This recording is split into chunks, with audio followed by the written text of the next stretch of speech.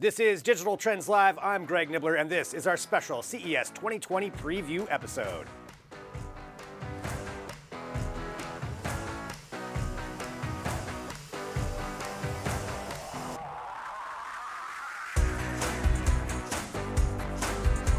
Hello, this is Digital Trends Live. Thank you very much for joining us wherever you're watching. We do appreciate it, and I want you to hit that subscribe button because this is important. We're going to be covering everything that's going on at CES this week. There is so much to talk about, and this is just a bit of a preview episode. We're going to walk through certain segments that we're going to be covering here during the show this week of all the different tech that's happening. We're going to give you a little bit of a guide on how to get through it if it's your first time, or if you just want to know what really goes on behind the scenes. We're going to talk about that too. But to get it going right now, I'm Greg Nibbler here with Drew Prudhoe. Hello, Drew. How's it going, Greg? Going well. This is basically like the Christmas season for retail. This is what it is for tech. Oh, yeah, like totally. If that comparison makes sense. We often call this the Super Bowl for us. Yes. Yeah. And there's so much that's going on for this, and this is why it's a really exciting time for everybody who's just a tech aficionado, but also for all of us covering it. There is so much to talk about, and this is where we get to see the preview of what's coming up for the rest of this year and sometimes even beyond. Yeah.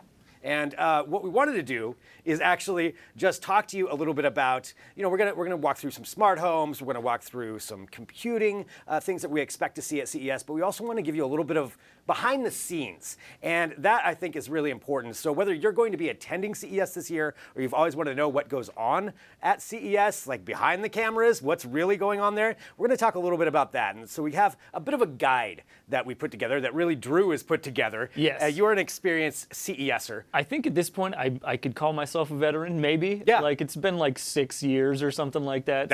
I think that's definitely veteran status. This will actually be, I think this is my 6th year as well. Yeah. Yeah, so seeing the sights, the sounds, and the smells of a hardworking CES conference. But I mean, this is what we want to talk about. It's just kind of give you an idea of what to bring. So with your tips, you do walk around a lot. Yes. And the Las Vegas Convention Center is huge. And to give a little bit of context, it's probably going to be around 180,000 people there attending this, maybe more this year. Maybe more because it's bigger every single year. It's like, imagine the biggest music festival you've ever been to and multiply it by 5 is how I describe it to people. That is a fair assessment, and Yeah. packed just as tight. Yes. Because everybody wants to see what's going on. Well, the stuff that you listed here on stuff to pack for a guide, comfy shoes. Comfy shoes is number one. Like, Yeah. your feet are your vehicles at CES, and if they break down, you are screwed. You're not going to see any more of the show. Like, you don't want blisters, you don't want fallen arches, you don't want any foot problems at all. So skip the formal shoes if you can, is like my best advice to anybody who's attending for the first time. Yeah. If you can. If you can't, put in some Dr. Scholl's inserts or something It's like worth that. it. Get something cushy on your feet, because if you're not going to be walking everywhere, you're going to be standing for hours on end. And Right. Really, at the end of the day, the nicest thing ever is sitting down and getting off of your feet. But yeah, wear good shoes. Pack multiple different pairs, because you're going to sweat through one of them. And That's true. Sweating, yeah, that's definitely an issue. Bring extra shirts. yeah, bring some foot deodorizers, maybe. I don't know. Just think of your feet as your main tool for the show. And that's true. I mean, if you have a smartwatch or a Fitbit or anything like that, you're going to blow through whatever your goals were. You're going to get 10 times the amount. It's crazy. Vegas always blows my mind just because of the sheer amount of indoor space. Even when you're just at the casinos, but the convention center takes that and multiplies it to an order of magnitude. And then it's spilled over into the sands. Yeah. So there's these 2 giant venues that you have to walk through. So you're easily putting in 10 miles a day if you're walking around as a journalist.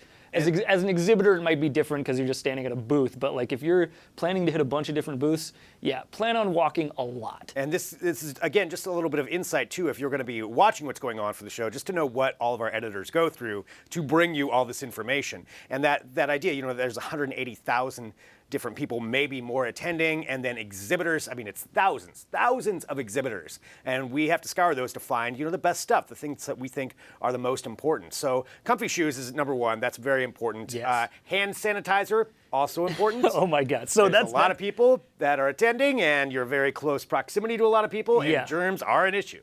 CES is basically a giant petri dish as far as I'm concerned. And the worst part about it is you go there and it's people from all over the world attend this show. Yeah. And it happens right during the peak of flu season. Right. Which is if you wanted to spread a virus to as many people as possible, this is the way to do it. So if you're attending just religiously sanitize your hands, wash your hands. Try not to touch things that other people touch a lot. So if they're like demo products that people have sneezed on, just like be careful. If you're gonna touch them, just squirt some Purell in there and be on your way. It's and then that solves everything. That's good. That's good advice. Yeah. So all right, company shoes, hand sanitizer, portable batteries. Those are really important. Yeah, because you're gonna drain your battery. Outlets are more scarce at CES than they are at most airports. Yeah. And there's more people fighting for them. So, if your stuff runs out of battery, you're screwed. So, bring backup is probably, that's an obvious one, but still it's crucial. I cannot understate that enough. I've seen so many people just sitting there glaring at somebody who's using a charger and just and sitting there getting on their phone while they're charging it and just seeing the death glares that come down on that person. Yeah, bring a backup battery charger. Yeah. That's good. You wrote down here, I'm walking through Drew's list here, snacks and water and then breath mints.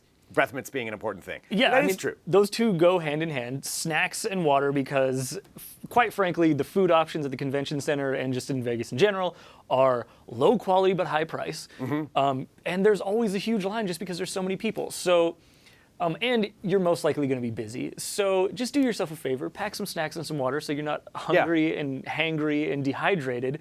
And then also, breath mints. For the love of God, you are talking to people all day. I can't tell you how many people I've spoken to and they're giving me their PR pitch and you're just like, garlic pizza, was it today, buddy?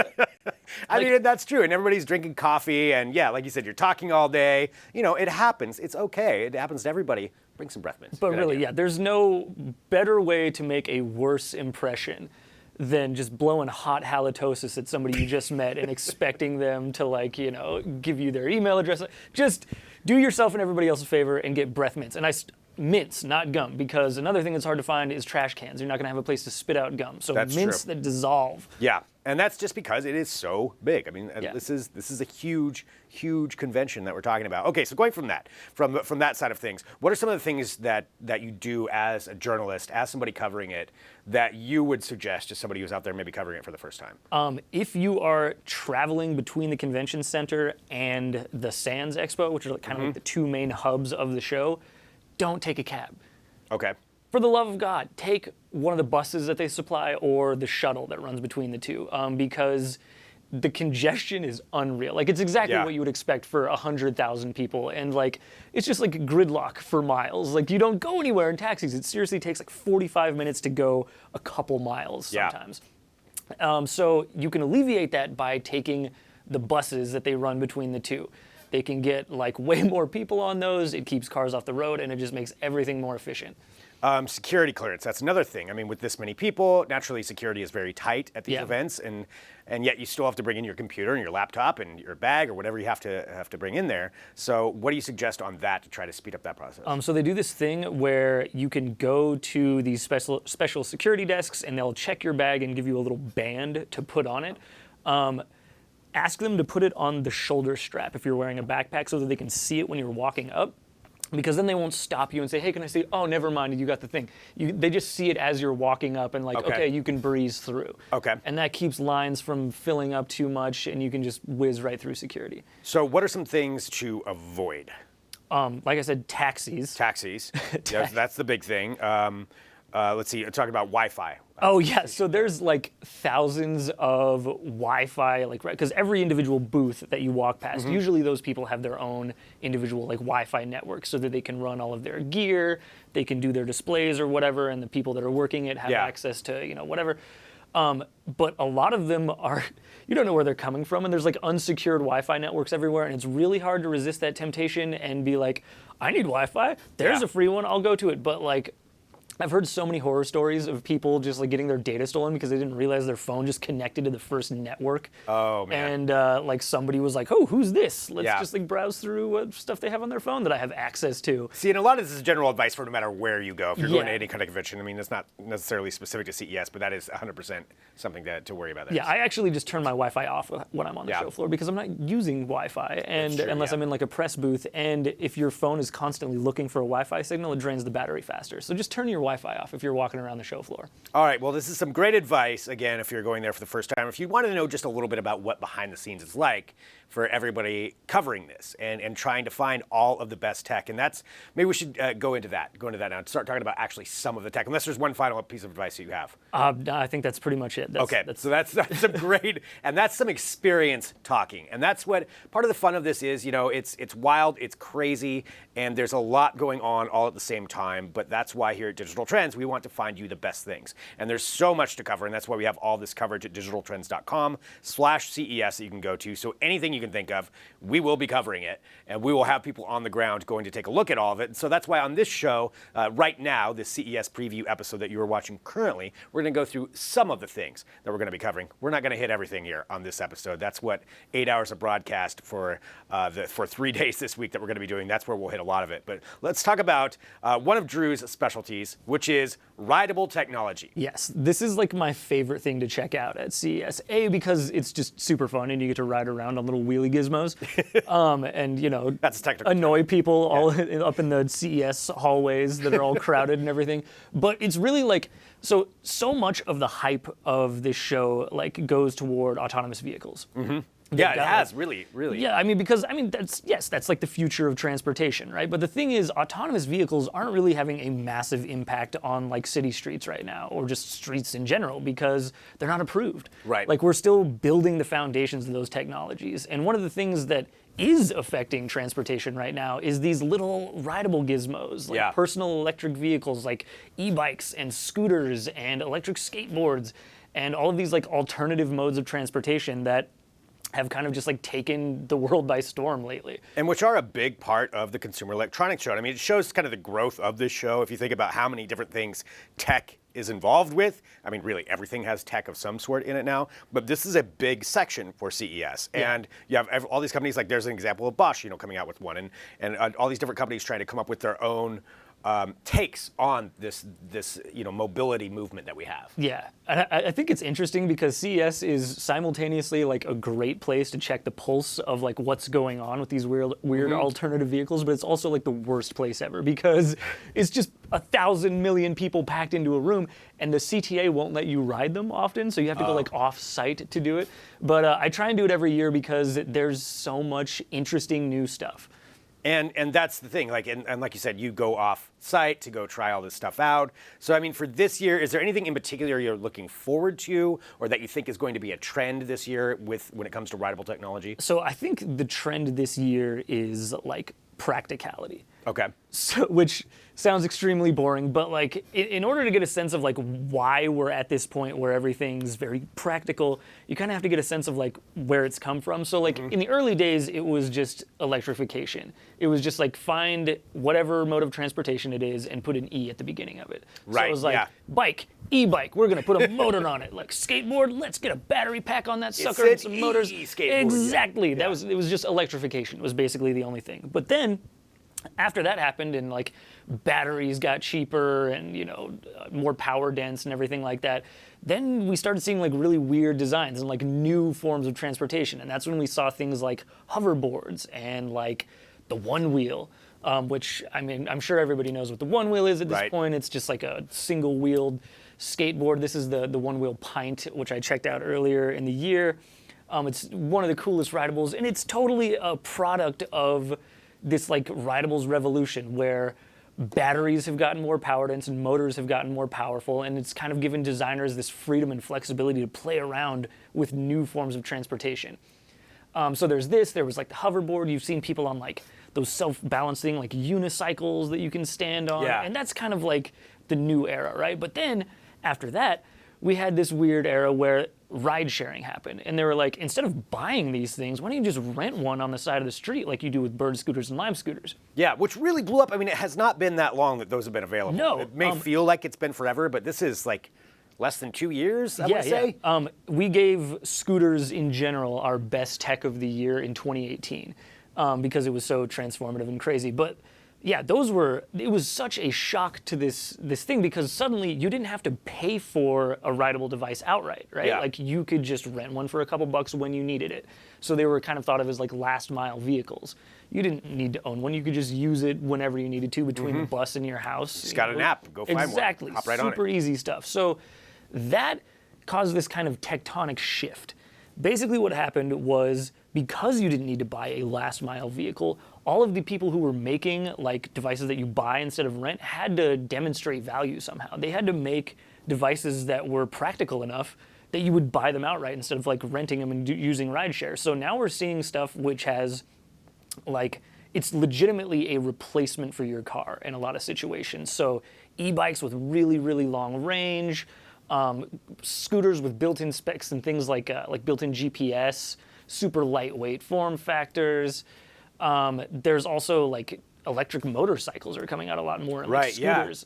Yeah. So yeah, I'm seeing a lot of that this year. That's like really they're coming after cars. They're coming to replace your vehicle, at least in the city.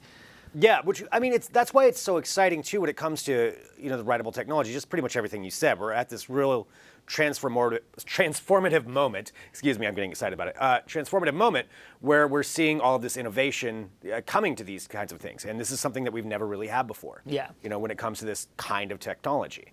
Yeah, so I'm really pumped to see a few things. I really don't know exactly what we're going to see. We have like the jump on a couple things, like Segway, which is owned by a company called Ninebot. They were like, Segway was the company that made that original like mall cop chariot. Yeah. They were like the granddaddy of rideables or whatever. They have a bunch of new stuff. They're breaking out past just scooters. They're making like Vespa style electric scooters with nice. Storage on them that you can once again use to replace your car in a city. They also have a couple new kick scooters. They have an e-dirt bike, which I'm not sure if they're going to show off or not. It's on Indiegogo right now. Okay. And I'm hoping they'll have it at the show because I really want to ride it. And well, I mean, and you have, like you said, companies like Segway, and then there's all the independent manufacturers that maybe some people haven't heard of. They're showcasing this, and that's the other big part of CES is you have the huge companies, and we expect some really cool things from them, but there's all these smaller ones that are going to be there as well. Things that could be the next Segway or exactly. The next Samsung could be there. We don't know. And that's the thing is all of these big companies that we already know about are good at PR, which is why we know about what they're bringing. But all of the smaller companies are terrible at PR. They can't pay for PR, which is why you have to go to CES to find them on the show floor. Yeah. So that's why I'm super excited to go to like the Sands Expo, go to Eureka Park, which is where all the startups are. Yeah, and for context. Just run around a little bit and see what's there, because every year it's a surprise. So with all of these different companies, just real quick, I have a question for you because, you were looking for something like that, something that's going to stand out. What's something that when you walk up to a booth that you look for, like right out of the gate? Is there something in particular, or you just have to know it when you see it? It's kind of like you can't be like expecting anything. Yeah. You kind of got to just let it hit you, and like if you're intrigued, go look at it. But really, I'm just looking for different things. Like if I see something I've seen before, I'll usually just walk straight by it, or like just go up to them and ask, "What's new?" Yeah. What's the difference? Please don't give me your pre-canned spiel. But yeah, there's not anything in particular that I look for except for new and different. Yeah. Which is why your segment is so cool. I mean, you get to really take a look at some of this cutting edge stuff. Yeah, I simultaneously love and hate CES because it's like it's a wild goose chase. So you never know what you're gonna see. I try my hardest to plan, but it's like I said, you kind of just got to go into it and let the show you. Let the show wash over you. Exactly, man. You just got to embrace the chaos, and something good's gonna pop up. Yeah, just make sure that you have a lot of Purell when you're doing that. Oh, totally. While you let it wash over you. So again, we're talking about CES, and this is our preview episode where we're just taking a look at some of the different, a few different segments on this episode, and we have all the coverage in the world at digitaltrends.com/CES, and Drew is a perfect example of somebody who's there, walking the show floor, finding the cool things so you can know about them, and going through all of these thousands of exhibitors to find the stuff that we think you're going to be excited about, that we want to share with you. And that's what this is all about. It's kind of a journey. We get to show you what we find at this event, and that's really just a lot of fun of it. Any other final thing that you're looking forward to this year in general? So one last thing that I kind of forgot to mention. If you were attending CES, you need to make time to get off of your feet and find one of these massage chair recliner pods.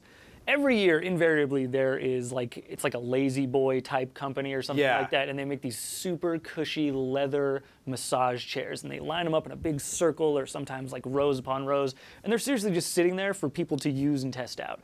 And so it's mostly just like journalists who have been on their feet all day, just like going and sitting. I've seen people fall asleep. Oh yeah, you see people falling asleep everywhere at CES. Actually, I remember just in the hallways where they'll be just passed out against a wall, where they've probably been up for who knows how long, traveling however far to get there. For real. And they're just falling asleep on the So sides of the hallway. if you're going to fall asleep, do it in one of these chairs. They're awesome. You don't have to pay a dime for them. You can just sit there as long as you want. Nobody's going to be like, hey, get out of this chair, man. Somebody else is waiting. No, there's always like hundreds of them. There's never a wait, and they're excellent. I have never actually taken that advice before. I'm gonna have to try that out. Just after you do it, Purell.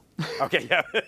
And the key, Purell. That's one of the key things that we're getting through to you here. So again, we're talking about CES. This is our preview episode. Coming up, we're going to be talking to Nick Moke is going to talk about some of the automotive technology that's going to be there. We've got John Velasco talking about smart homes. Luke Larson is going to be talking about some of the computing events that he thinks are going to be the most exciting, or some of the trends he's looking forward to seeing. So a lot that we're going to be talking about just on this episode alone. We also have some videos of our own Caleb Dennison. Talk about a veteran of CES. Caleb's such a veteran that usually on his tag he puts Reverend, although I think that's just a him doing thing. No, it's the Honorable. The Honorable. He's a judge these days. The Honorable Caleb Dennison. That's how we have to refer to him. It's really weird. You can't make eye contact. No. Caleb's been there a lot, so we've got some videos that we want to showcase of him as well, just kind of walking through CES and what he's expecting and what we're kind of looking for overall. So we're going to roll one of those here coming up now. Drew, thank you very much. Yeah, always a pleasure. Thanks for the advice. I'm looking forward to see what you find. Whatever it is that you find among the masses, whatever cool new gadget it is, or rideable technology, or anything else that you find, it's going to be awesome. And all that coverage is going to be at digitaltrends.com/CES. So stick around back here in a few with more coverage.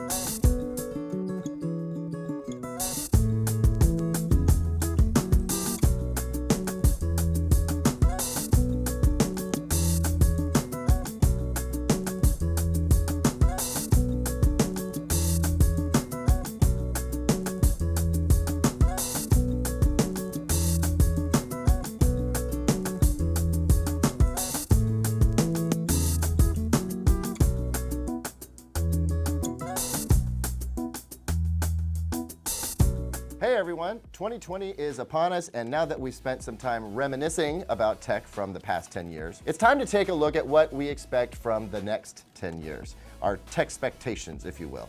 We've got a big list on our site, but here are some of my favorites.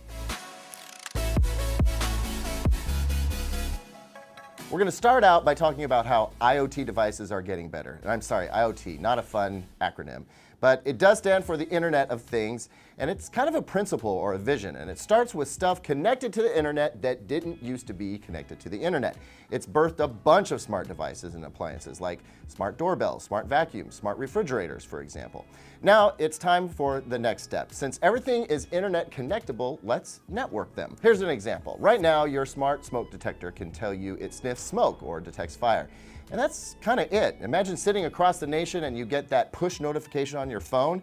Best you can do is call the fire department and hope they get there in time. Now instead, let's imagine that smart detector could set off a chain of events that actually did something valuable for you. So the detector thinks there's a fire. Then it would shut down the gas stove and gas furnace, shut down power to the room, maybe even shut the doors, and then notify the fire department, all automatically. That's what IoT in the 2020s is going to start looking more and more like. Not just stuff connected to the internet for the sake of accessing it with your phone, but a network of devices that talk to each other and can complete tasks. Now that's actually starting to happen now. So where's step 3 for IoT taking us? Well, it's taking us to AI, which is going to start taking the massive amounts of data all these devices generate and doing something useful with it. Right now, we have something like that. Tons of smartphones on the roads are feeding the Maps app Waze with data about slowdowns and speed traps. Waze takes all that data and routes us around problem areas and helps us avoid getting a speeding ticket. Thank you, Waze. Now, let's take all that data and process it into information that city planners and state and federal government can use. What we should get is smarter streets and highways, fewer collisions, and just generally safer streets. We can do it, but AI is going to have to grow a little bit more before something like this becomes a reality. AI and machine learning aren't just for crunching data, they're for interacting with us. Right now, and for the foreseeable future, our interactions with AI are with a voice, not a face. Of course, I'm talking about the Google Assistant and Amazon's, well, you know who. I don't want to set off your smart speaker. But Amazon's voice assistant currently lives primarily in smart speakers, maybe your car. But just before Thanksgiving, Amazon announced it had figured out how to reduce the hardware requirements to make a voice assistant device so that it can fit in much smaller devices and more cheaply. Instead of needing 100 megs of RAM and an ARM Cortex A-class processor, Amazon's you-know-who can now run off of just 1 megabyte of RAM and a much cheaper processor. What that means is that we should now expect to see voice assistants in just about everything. A lamp, a light switch, a power port. And they will be smarter listeners as well, hearing stuff like dripping water, footsteps, and other auditory cues that can help them decipher what's going on around them and enable them to act. Of course, this means true, always listening technology, so the real question isn't around what voice assistants will be able to do, it's about whether you'll let them do it.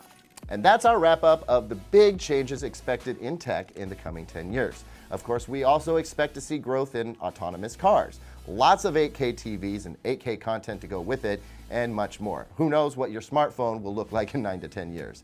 It'll definitely be fun to find out.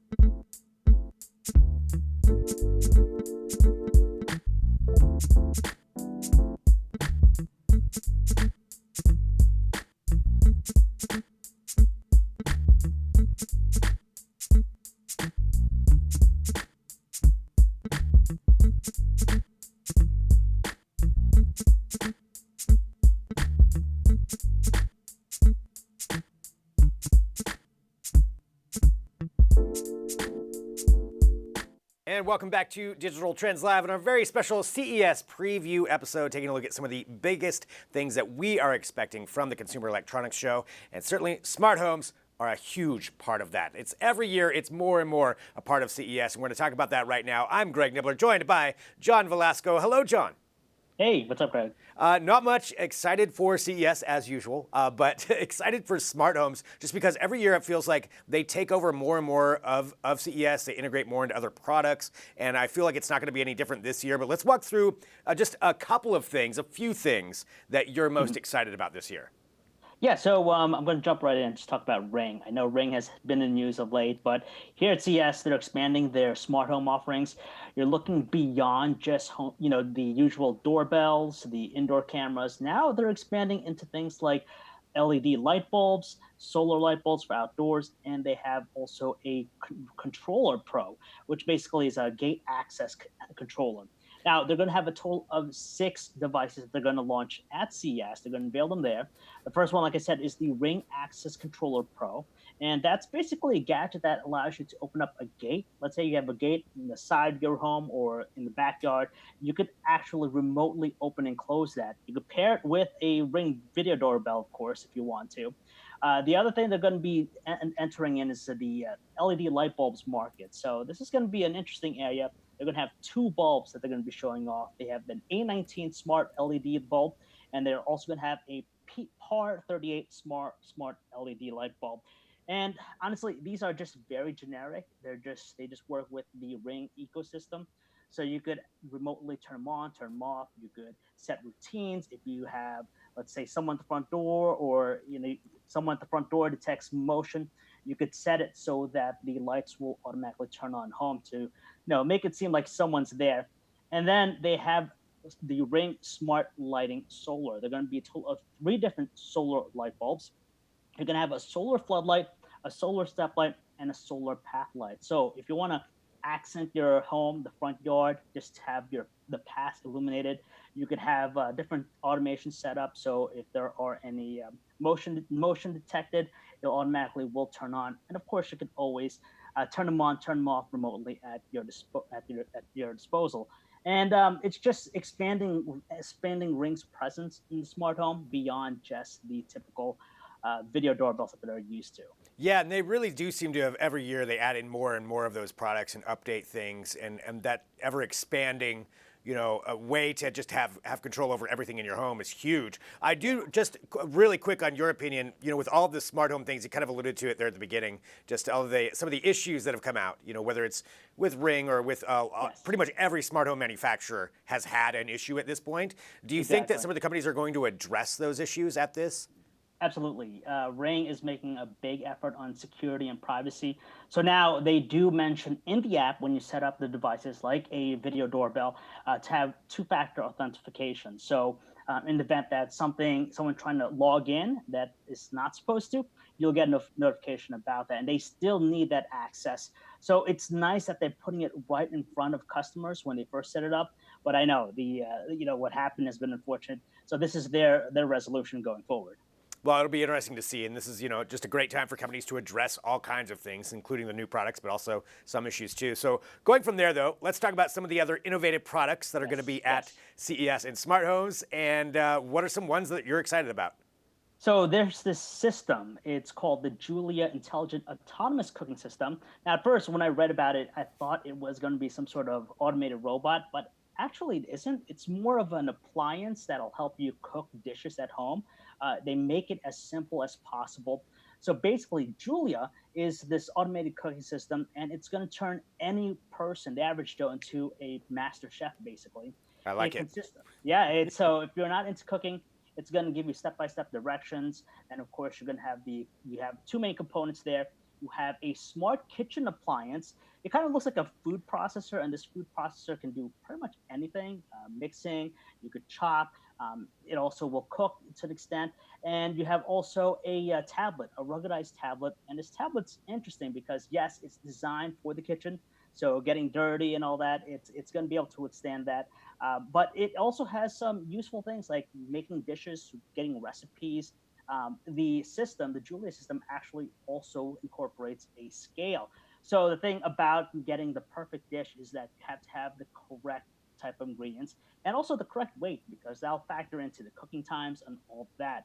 So basically what happens here is like you look for a dish you want to make on the tablet, you buy the ingredients, obviously, and then you're going to get step-by-step instructions on the tablet how to use this food processing unit that they have with the scale and the mixer and everything together. And basically the end result is making healthy dishes at home. And for the most part, it looks like most of the dishes are going to be steamed because that's how it's going to cook. It's an interesting use of it, and that whole field of just cooking technology, of just how much that is changing constantly. This almost feels a little bit like cheating, but at the same time, I would probably use it and then I would hide it afterward and then just pretend, maybe I shouldn't say that out loud. But that's where I'm looking at that one. So that's the Julia. That's something that's going to be there. What's the pricing? Do you know? the pricing they say is going to retail under $1,000 when it launches. So maybe Okay. $999. Okay. All right. Well, there we go. So, Julia, let's take a look at one more product, and there's so many. And we'll have all the updates at digitaltrends.com/CES, where you can follow along. What's one other product that you're excited about? So this next one here, I actually got a chance to get a sneak peek before CES, so I thought this was pretty interesting. It's a smart cooler. So think about it as an appliance, kind of looks like a Keurig, a giant-sized Keurig that you place on your kitchen counter or somewhere, and it's made by this company called Matrix Industries. And basically what it is, it's a cooling system that uses thermoelectric technology to cool beverages, say a beer can, soda, even a bottle of wine, and it does it in an insane amount of time. For a can of beer from normal room temperature to something that's ice cold, it only takes approximately 2 minutes to do. And if you want a bottle of wine chilled very fast, it does it in 5 minutes. And I was skeptical when I saw this at first, Greg. And I thought, hey, yeah, room temperature beer. How long is it going to take to get it to that nice chilled temperature, frosted beer? And I was amazed. You basically put the can of beer into the machine, and basically utilizes this liquid inside. I believe they told me it's some sort of mixture of water, and basically it's rotating the beverage back and forth using this thermoelectric technology. And what it does, it chills the beverage very fast. So when I opened up that can of soda, it was cold. So I was kind of impressed. So the case used for this is, yes, if you obviously most people will have their beverages in the fridge at home, but let's say if you are having a party and just don't have enough space and you want to quickly chill, maybe this one type of bottle of beer that you have, you could do that very quickly with the Juno cooler. Or in the case of, let's say, hotels, if they want to give you an extensive lineup of different beverages to choose from, and they don't want to put all of that into the mini fridges there, you have the Juno cooler right there. You just place your beverage, and that's it. And yeah, it worked. It worked perfectly. I was impressed by it. That is pretty cool. And actually, now that you mentioned that with the hotel, I think we need those at CES. Clearly, on the stage when we're broadcasting. Station. Yeah, we have to have them. Well, nice cold beer. Yeah, exactly. Well, John, thank you very much. And I know there is so much going on with smart homes, and you are very busy. All of our editors are busy this week, but that's what we're trying to do, is bring everybody all of this news about CES and all these cool new products that are happening. What's the coolest? What's the greatest? We will let you know. And John, thank you so much. I will see you on the show floor. Thanks, Greg. See you. All right. And again, thank you, everybody, for tuning into Digital Trends. You can follow along with everything we're talking about at digitaltrends.com/CES. Coming up next, we're going to talk about some computing news. Computing is a huge part of CES, just like everything else. And we're going to have Luke Larson kind of walk through what he is most excited about with that. So stick around back here in a minute with more Digital Trends Live.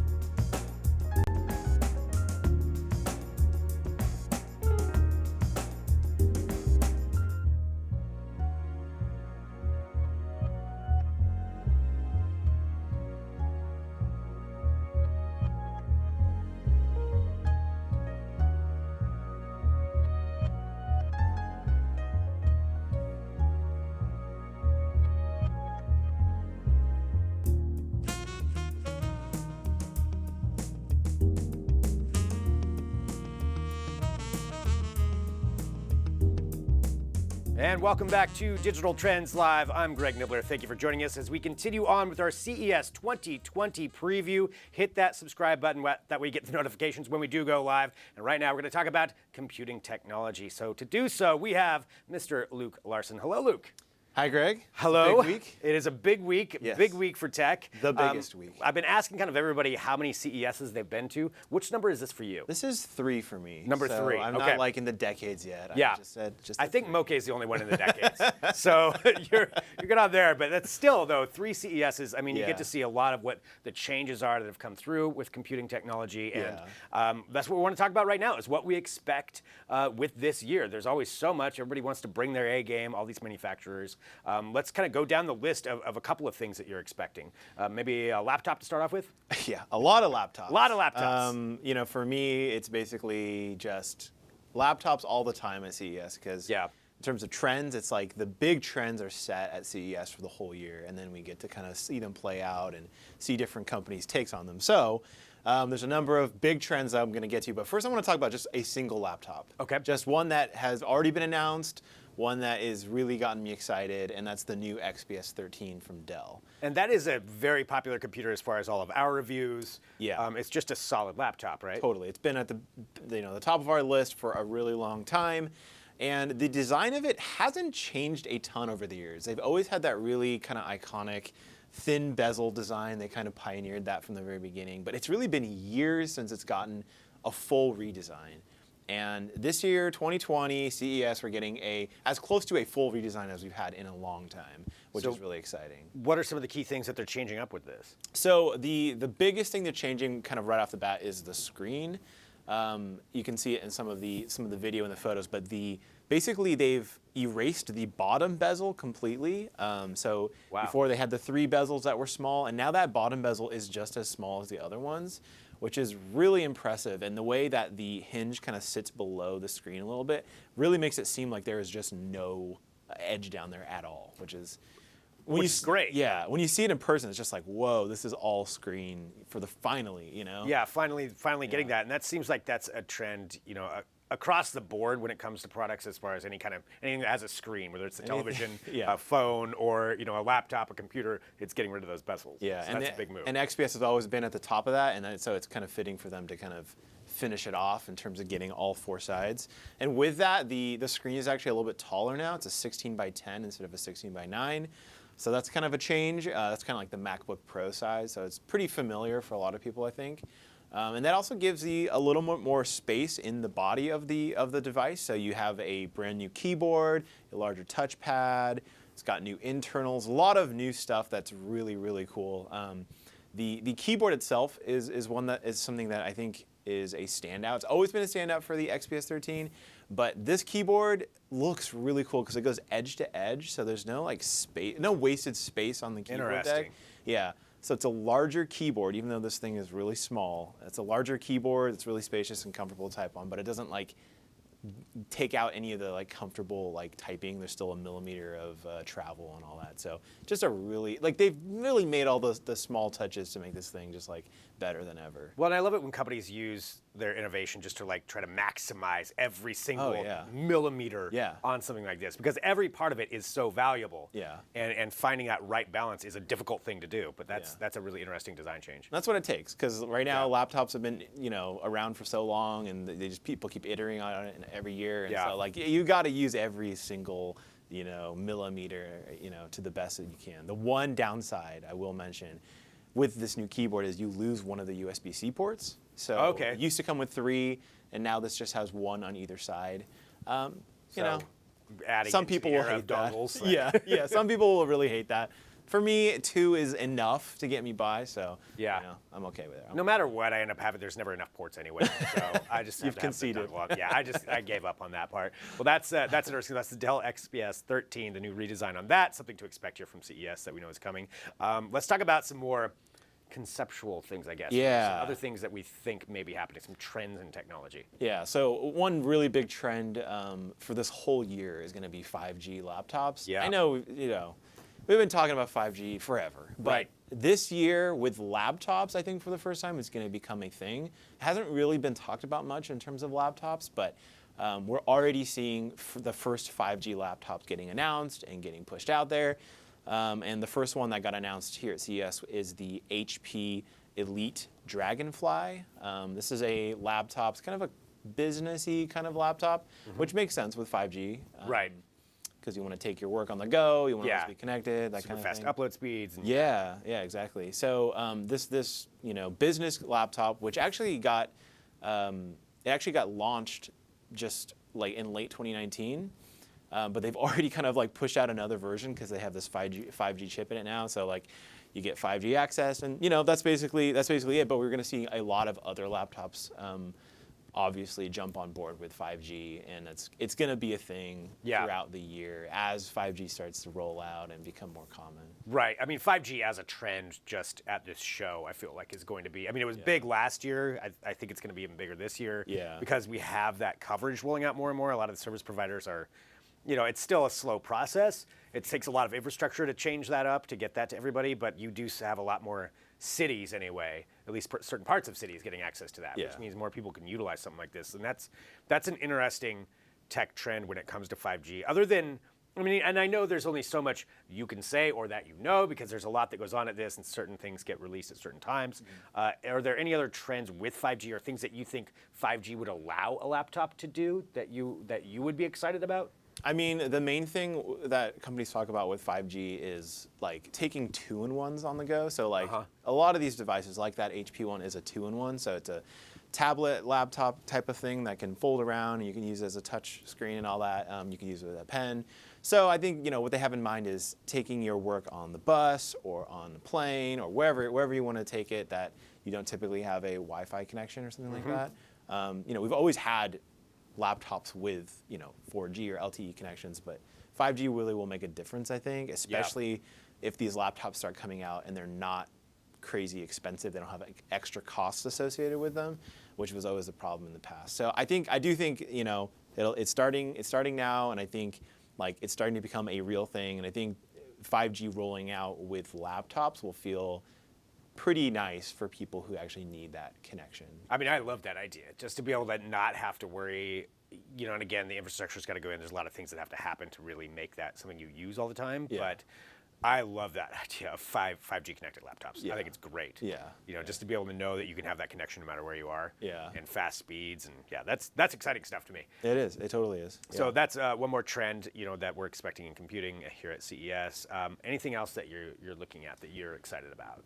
So the other big one is going to be dual screen devices and the main reason why I say this is because you look back just a couple months ago, Microsoft makes this big announcement with its Surface devices, one of the most exciting product launches I've ever been to, because they announced all these new things that like some of them we didn't even know existed, and there were all these 2-screen PCs basically. They had the really small one, which was an Android-powered one, which was more like a phone, and then they also had a 2-screen, which was the Surface Duo, and then the Surface Neo, which is more of a PC kind of thing. But both of them have 2 screens, kind of like a clamshell laptop, and that's just going to spark this huge move towards trying out this new form factor, Which is fun. It's really fun. Yeah, it's really fun. And so like there's good reason to think we're going to get a lot of these at CES because both these Surface devices are due out holiday 2020. So, if you kind of look at that as we have basically a full year, other companies are going to start jumping on board because this is a Microsoft, a Windows product, so it always involves getting the Dells, HPs, Lenovo, all those, brings everybody along companies. with it. Totally, yeah. So I'm expecting to see a lot of those types of devices. Now, what they will actually do, how good they will be, whether they will be enticing to people or not, or they'll just people kind of write it off as an experimental thing, that's, who knows? Right. It's totally up in the air what these things will be like. It's kind of the Wild West when it comes to that. Like the tech is finally rolling out to where more people can use it. Yeah.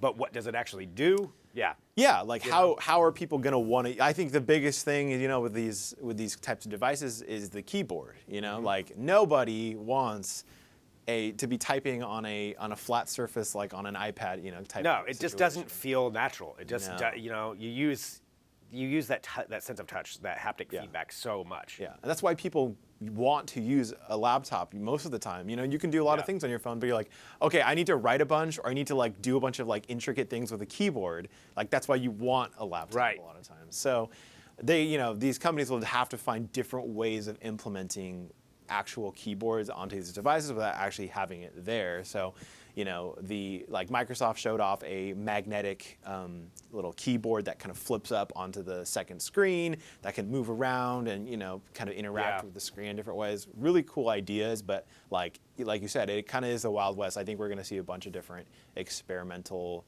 concepts for like how to accomplish that.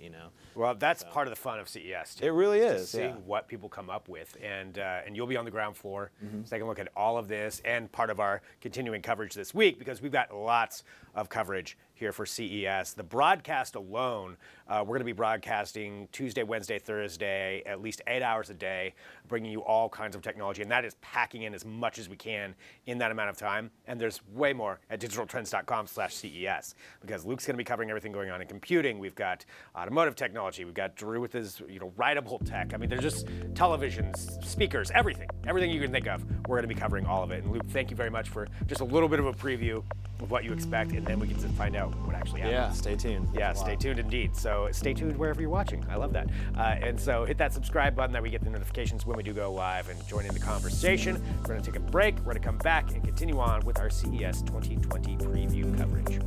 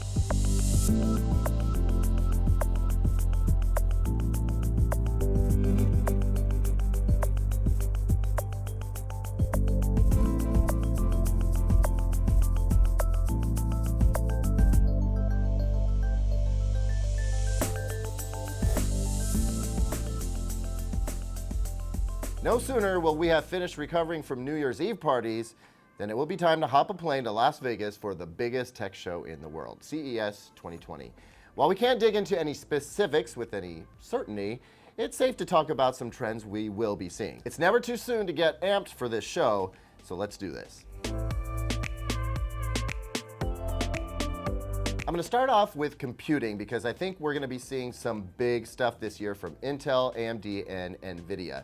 AMD came big with a GPU last year, while Intel announced its Ice Lake processors, and NVIDIA came through with graphics cards for gaming laptops.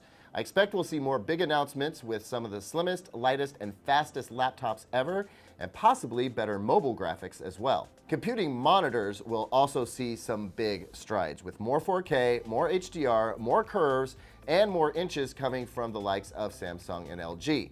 Headphones will also be big at this show. Of course, everyone is wanting to outdo the new AirPods Pro, so even more competitive true wireless buds should be big, including a possible pair from OnePlus. But then on the other side of the spectrum would be the Sony WH-1000X-M4, the successor to our #1 headphone pick this year, which came out back in October 2018. So, I mean, the timing is right, and I'm hoping big for that one.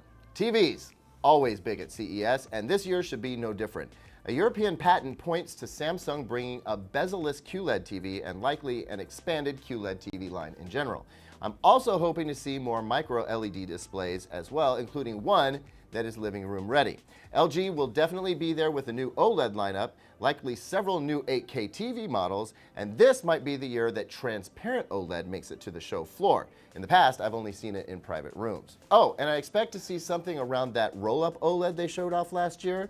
Also in TV is Hisense, which could bring its ULED tech to the US market for the first time, while TCL will hopefully expand on its mini LED TV plans. In fact, I'm kind of hoping to see more mini LED TVs across the board. Health and wellness. This one's different. It's likely going to be a big section at CES this year with more fitness wearables than we could see in a single day, but it's a one-year trial that has the health and wellness section blowing up this year. After some controversy from disqualifying a sex toy for a CES award last year, expect to see plenty of adult technology at this show. And then we'll have to wait and see if the sector comes back or if it gets dismissed.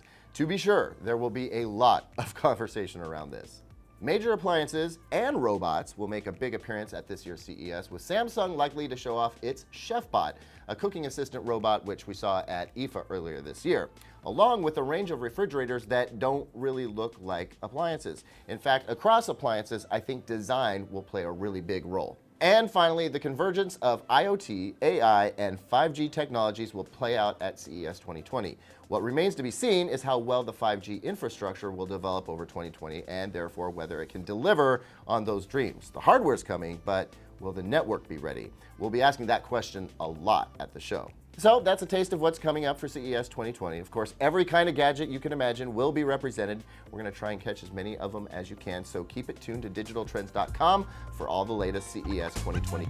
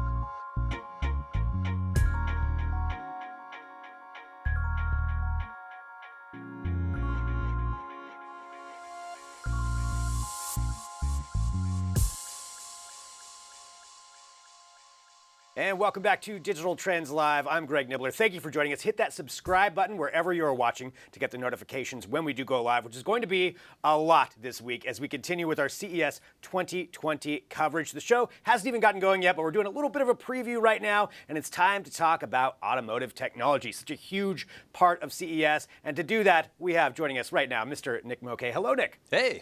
How you doing?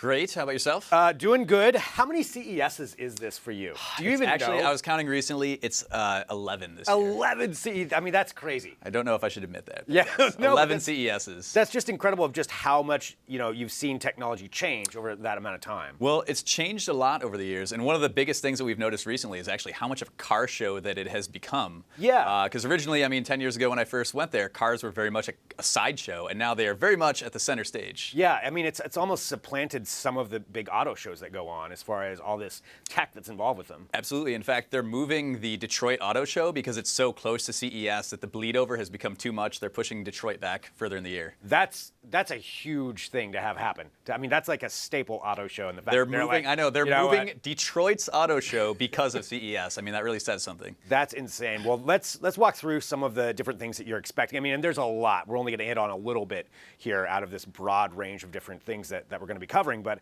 I think to start off, definitely in the realm of automotive technology, what's made the biggest splash lately is the Cybertruck. You can't mention automotive technology at this point without talking Cybertruck, and I think everybody going to CES knows that. All the big companies going to CES know that. So I would not be very surprised to see this here at CES. A lot of Cybertruck, maybe not competitors. They're not going to be the same as a Cybertruck. It's kind of in a class of its own, but more trucks, SUVs, off-road type vehicles. Well, taking the Cybertruck as kind of the extreme version of that, and people either love it or hate it. There's all kinds of opinions everybody has about that. But like you said, everybody else getting into the electric vehicle game, in particular, you know, with pickup trucks, Ford, I know says they're going to be coming out with something along these lines. What do you expect? Yeah, so Ford has kind of been teasing an electric F-150 for a while. I don't know if maybe you saw the trailer of an electric F-150 pulling a freight train. That was a big thing this year. And so it's kind of been on the horizon for a bit, but they haven't actually formally announced one that you can buy.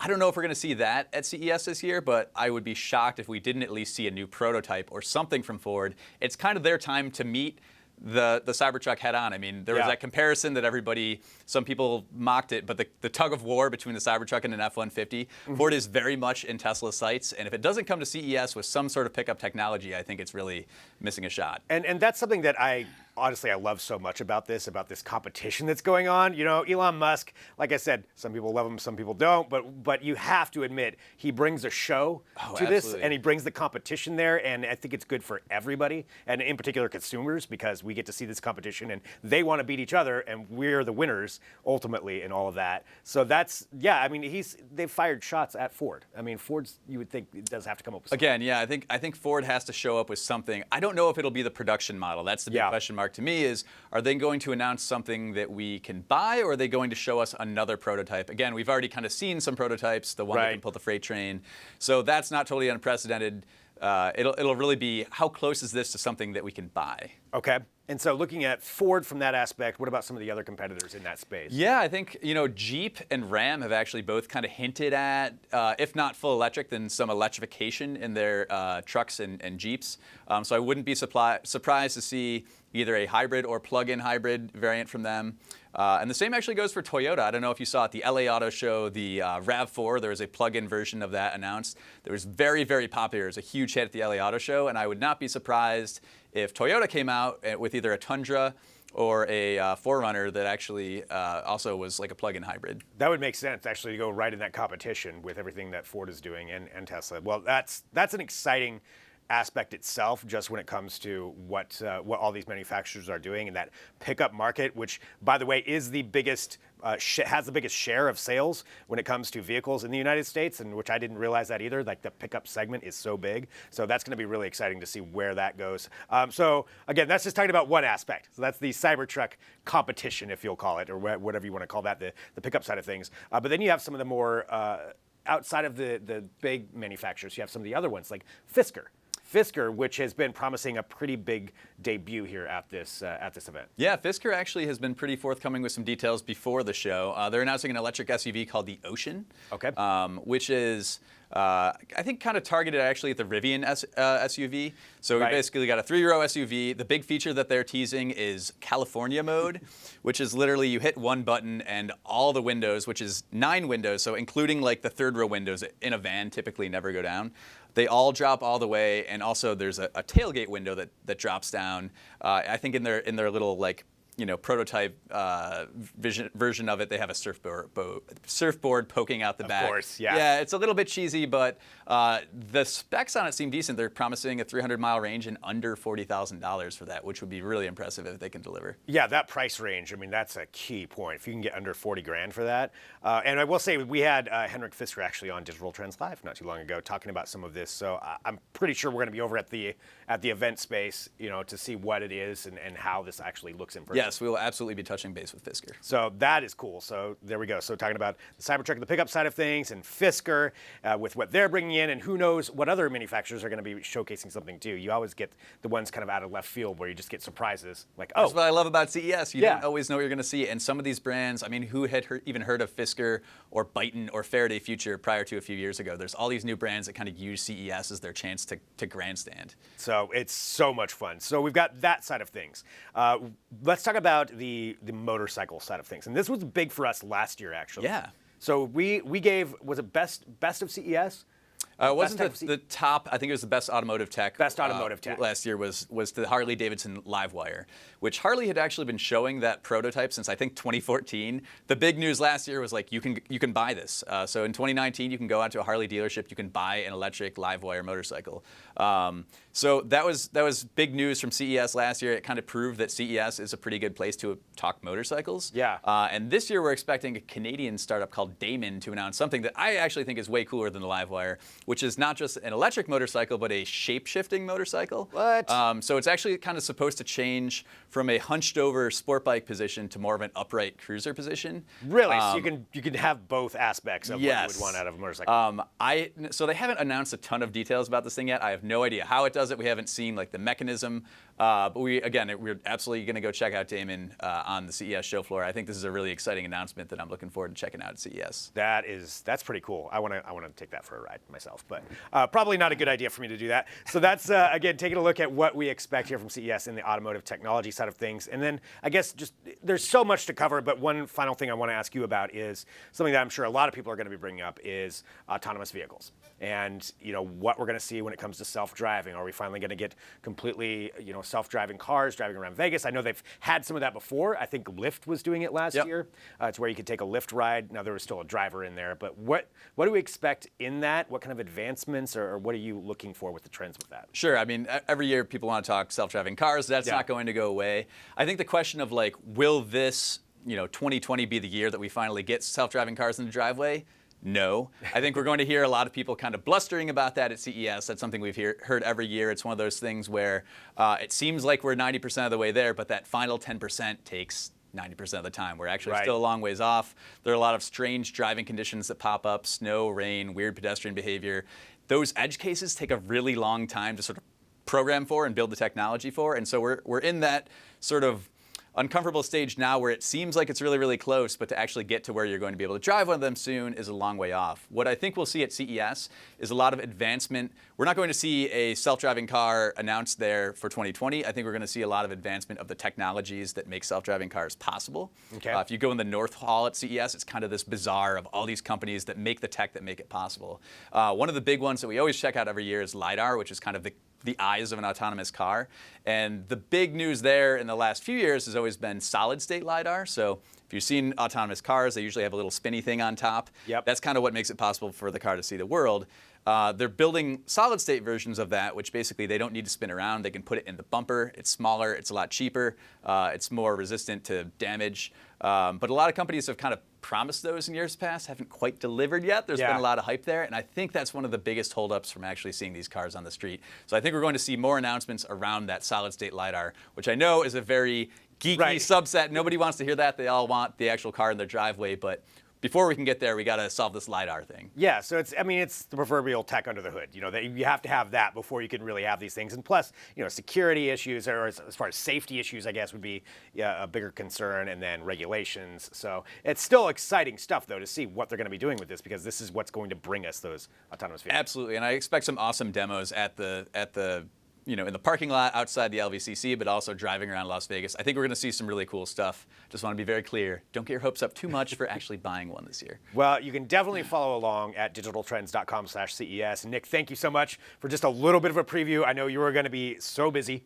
going through all of these different places. Love it. Every year. Year 11. Let's do it. It's fun. Yeah, exactly. 11 years of this, and he's still at it and still loves it. So thank you for your preview, and thank you to everybody who's tuning in too. Again, Digital Trends will be all over CES. We're going to be bringing you all kinds of technology news. We're going to be broadcasting 8 hours a day at least every single day. So whatever platform you're watching on right now, hit that subscribe button. That way you get the notifications when we do go live. You can join in the conversations that we get to have, and we love bringing you the coolest tech that we can find find, and that's what we're going to be doing. So follow along, digitaltrends.com/CES. And thanks for tuning in. We'll talk to you next, live from the show.